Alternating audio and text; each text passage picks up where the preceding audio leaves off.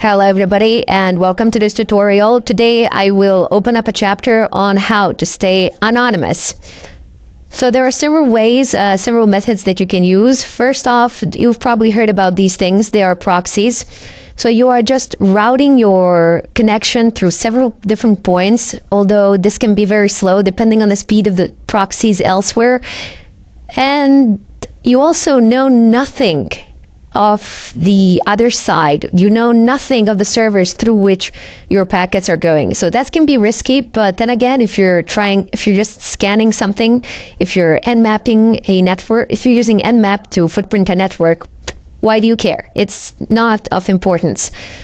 However, if you're using proxies to log in somewhere or pass credentials or something of a kind, that is potentially dangerous and you should not do that. I mean, it's quite literally, you shouldn't do it.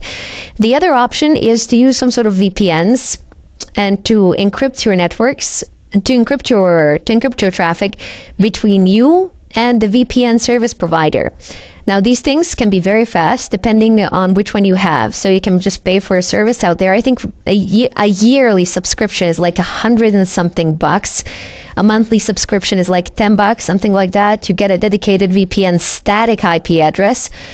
So you can do a lot of stuff, and they can be very, very, very fast. Furthermore, your traffic is encrypted, as I said, and the only way that somebody can figure out that you are doing something somewhere is if the VPN service provider actually relinquishes your information. However, this does not happen that often. This is very difficult to attain, especially if you get a VPN in certain parts of the world where they just generally don't give these sort of information out. But I wouldn't recommend doing that for white hat hacking primarily, because there isn't a need to stay anonymous to that extent. What we are going to be using VPNs and proxies mainly for, or what they are mainly used for in the world today, I would say anyway, this is just my personal opinion, is to bypass firewall settings or firewall limitations, should I say. So here's a real life example that people have been using quite often, that people are using pretty much on a daily basis. Netflix, for example, has a certain range of IP addresses from which it allows connections. So if you are elsewhere in the world and you do not belong to that IP address range, it will not allow you to view anything on the site. It will not allow you to see movies or something of a kind. However, if you use a proxy, a good one, or if you use a VPN, you will be able to access the site as though you were coming from the country which falls within the IP address range list. So that's just one of the common examples of what people are doing. Not exactly legal, but well, people have been doing it. It's not exactly harmful or something like that. You're not taking servers down or anything of a kind. But people have been using it in order to be able to watch Netflix from, I don't know, a cell phone when they're traveling or something like that. In any case, there are numerous other examples. When you want to bypass certain firewall settings, primarily you bypass the IP range lists, which are allowed to access a certain server, something like that. But also, for example, if you have a certain server whose traffic is mainly generated from a single area, from a single country, and you do not want to be, for example, scanning it from, I don't know, an IP address that belongs to the area in China or something like that, because those IP addresses, they look very differently. I mean, of course, they're written the same, but any network administrator, as soon as they see that IP address of that kind that is far away from their geographical area, they will know that it's an anomaly of some sort, and that doesn't belong there, and they will be intrigued. They will start looking. So that is not something you want happening to you. You want to be accessing the server from where all the other users are accessing it from, in order to hide yourself in the mass. In any case, that is what we shall be doing in this chapter and a few other things. But for the time being, for this tutorial, I want to show you how you can actually access the dark web, or the hidden web, whichever way you wish to refer to it. Now, the rumor is that the dark web is a lot bigger than your regular internet, that there's a lot more information there, and I use its resources, but a lot of people do. There are some very nice forums where you can get a lot of good stuff.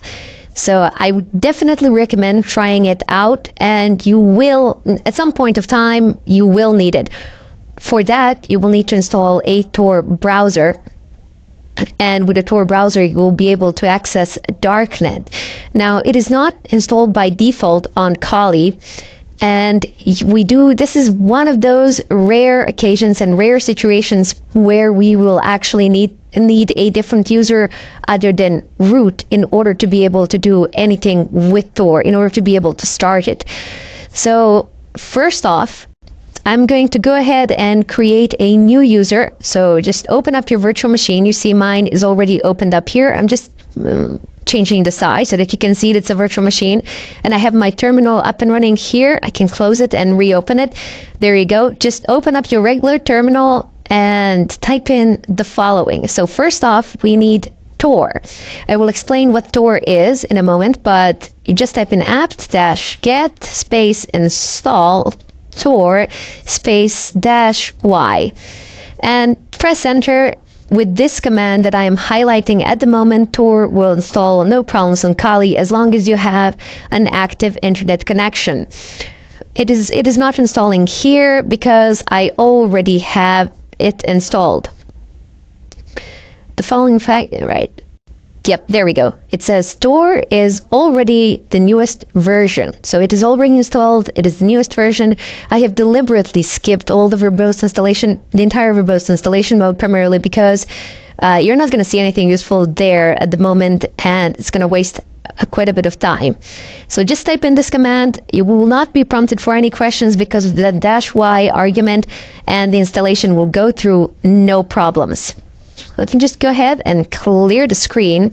Now, the next thing that we need to do is actually create that user that I have been talking about. So just go ahead and type in the command add user, just a keynote here. There is also a command user add. Do not use this command for the time being, primarily because I have discovered that it causes some unnecessary complications, which tend to hinder us along the way. So just go ahead and type in add user space, and now you can name your user whatever you want. You cannot use capital letters, if I remember correctly. That's the rule in Debian systems. So I'm just going to call my user Rand. I'm not going to call him random. I'm going to call him, how shall I call him? I'll call him test. Here, my user will be test. And there we go. Now it says adding user test, adding new group test, adding new user test with group test. That's pretty much what has happened here. It has created a home directory for that user. It already exists, but you know, I have created it previously, but I have deleted it just to make sure there are no mistakes in this tutorial. But it doesn't matter. If it will say here that the home test directory has been created, and that you will be able to use it. You do need this folder primarily because we're going to be doing stuff there which you cannot do with root. So go ahead and type in your password here. It doesn't show anything when you type. That's the standard way of Unix passwords in order to prevent anybody from seeing the length of your password in the screen. Very nice. So press enter. Now you are prompted here for some username information in regards to that user, completely irrelevant for our purpose today. So we do not want to type in the full name, room number, work phone, home phone, other, don't care. Is this information correct? Sure, why not? Press enter, and there we go. We have just effectively created our new user test, to which we need to log, and then from there conduct our work. Now, a key thing to note here is that even though there is a way of configuring the Tor browser to run as root, it's not simple, but there is a way. Do not do that. I mean, do not.